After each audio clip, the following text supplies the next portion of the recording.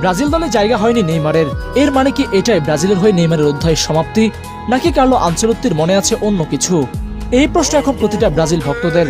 একটু আসেন তাহলে দেখি নেইমারের বাদ পড়ার কারণ কি, আর কি করলে নেইমার আবার ব্রাজিল জাতীয় দলে জায়গা পাবেন। দেখেন, নেইমার দল থেকে বাদ পড়ার কারণ হিসেবে কার্লো আনচেলত্তি খুব স্পষ্ট করে বলেছেন তিনি তার দলে শতভাগ ফিট খেলোয়াড় চান। যারা শতভাগ ফিট আছে তাদেরকেই দলে ডাকা হয়েছে, আর যারা শতভাগ ফিট নেই তাদেরকে দলে ডাকা হয়নি। এই তালিকায় শুধু নেইমার না, এস্তেভাও আছে। হ্যামস্ট্রিংয়ের ইনজুরি কাটিয়ে নিজেকে প্রুভ করতে পারলে এস্তেভাও দলে ফিরবে। তাহলে নিজেকে শতভাগ ফিট করতে পারলে নেইমার কেন দলে ফিরতে পারবেন না? সুতরাং নেইমারের জন্য ব্রাজিলের দরজা বন্ধ হয়নি। এখন প্রশ্ন আসে, নেইমার কি আসলে নিজেকে শতভাগ ফিট করতে পারবেন? সময় তো হাতে খুব কম। এই সময়ের ভেতরে প্রতিটা ম্যাচ খেলা, সেখানে নতুনভাবে ইনজুরিতে আক্রান্ত না হওয়া, আর তারপর নিজের ফিটনেস ডেভেলপ করা, এসব নিয়ে কি নেইমার পারবেন কার্লোর চোখে নিজেকে শতভাগ ফিট করতে? নেইমার ফ্যানরা অবশ্য মনে করেন নেইমি যথেষ্ট ফিট আছে, কিন্তু সমস্যা হলো কার্লো আর তার মেডিকেল টিমের কাছে নেইমারের মেডিকেল রিপোর্ট আছে। কার্লো আর তার টিম সবকিছু দেখে যা আমরা দেখি না। নেইমার ফ্যানদের মধ্যে একটা কথা খুব প্রচলিত আছে, ইনজুরি প্রবণ নেইমারও পুরো ব্রাজিল দলের চেয়ে ভালো।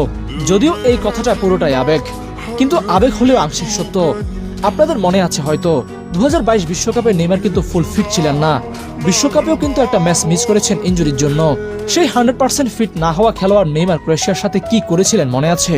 ওই গোলটার কথা এবার নেইমার ফ্যানরা ভুলে যাবেন কিভাবে? তাই আশাবাদী হতে পারেন এই ভেবে যে ক্রোয়েশিয়া বা ফ্রান্সের সাথে নেইমার না খেলার কারণে তার আবার ইনজুরিতে পড়ার চান্স নাই, এবং সে নিজের ফিটনেসের সময় দেওয়ারও সুযোগ পেল। এটাও কার্লোর একটা প্ল্যান হতে পারে। তবে একটু নিরাশ হওয়া যায় এই ভেবে যে প্লেয়ার ফ্রান্স ক্রোয়েশিয়ার সাথে খেললে ইনজুরিতে পড়ে যাওয়ার ভয় থাকে, তাকে বিশ্বকাপের মতো মঞ্চে নিয়ে যাওয়ার সাহস দেখাবে কোন কোচ?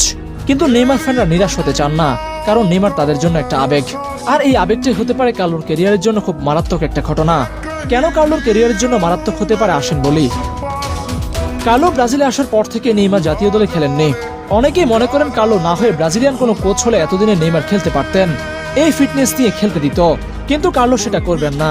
তাই শুরুতে যে কার্লোকে সবাই সাদরে গ্রহণ করেছিল, এখন অনেকে তাকে আবার ভৎসনা করছে।